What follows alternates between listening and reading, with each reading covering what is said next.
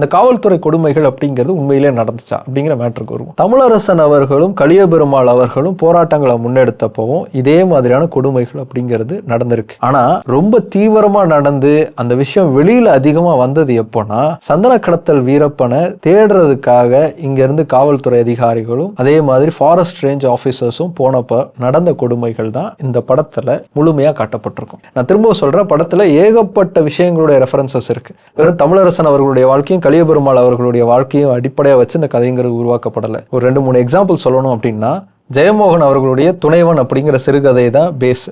அதுக்கப்புறமா இயக்குனர் தங்கம் எழுதிய வேங்கை சாமி அப்படிங்கிற திரைக்கதை. அதுக்கப்புறமா தோழர் தியாகு அவருடைய அனுபவங்களை பகிர்ந்துகிட்ட கம்பிக்குள் வெளிச்சங்கள் சுவருக்குள் சித்திரங்கள் மாதிரியான புத்தகங்களுடைய தொகுப்பு. அப்புறம் பாலமுருகன் அவர்களுடைய சோழகர் தொட்டி நாவல், சந்தன கடத்தல் வீரப்பனுடைய வரலாறு, அவரை பிடிக்கிறதுக்காக நடந்த சம்பவங்களுடைய தொகுப்பு, புலவர் கலியபெருமாள் அவர்களுடைய வாழ்க்கை குறிப்புகள், அது போக தமிழரசன் அவர்களுடைய வாழ்க்கை குறிப்பு, அப்புறம் தொழிற்சங்கங்களுடைய தியாக வரலாறு, இது எல்லாத்தையும் ஒன்னோட ஒண்ணு கலந்து கட்டி தான் இந்த கதையை வெற்றிமாறன் அவர்கள் உருவாக்கியிருக்கார். அப்படிதான் சந்தன கடத்தல் வீரப்பனை பிடிக்கிறதுக்காக போன காவல் படையுடைய அட்டூழியங்கள்ங்கிறத படமாக்கியிருப்பார். அந்த சமயத்துல சந்தன கடத்தல் வீரப்பனுக்கு இவங்கெல்லாம் ஹெல்ப்ஃபுல்லா இருக்காங்க அப்படின்னு சொல்லி நிறைய மலைவாழ் கிராமங்கள்ல வந்து சூறையாடினாங்க. அங்க இருக்கக்கூடிய வீடுகளை எல்லாம் கொளுத்துனாங்க.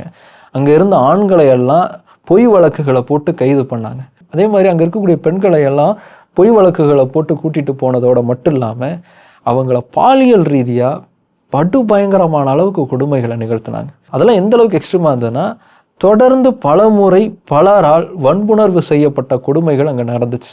அது மட்டும் இல்ல, அவங்க எல்லாரையும் நிர்வாணமாக்கி அவங்க உடல்ல மின்சாரம் செலுத்தி டார்ச்சர் பண்ண நிகழ்வுகள்லாம் கூட நடந்திருக்கு.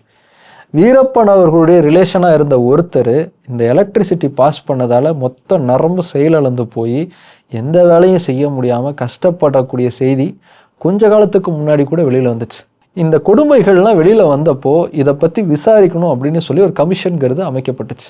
சதாசிவம் கமிஷன் அப்படின்னு அந்த கமிஷனை சொல்லுவாங்க. சதாசிவம் அவர்களுடைய தலைமையில் ஏற்படுத்தப்பட்ட கமிஷன் அது. இந்த சதாசிவம் கமிஷன் மூலமா இந்த கொடுமைகள் உண்மையிலேயே நடந்துச்சா அப்படின்னு ஆய்வு மேற்கொள்றாங்க.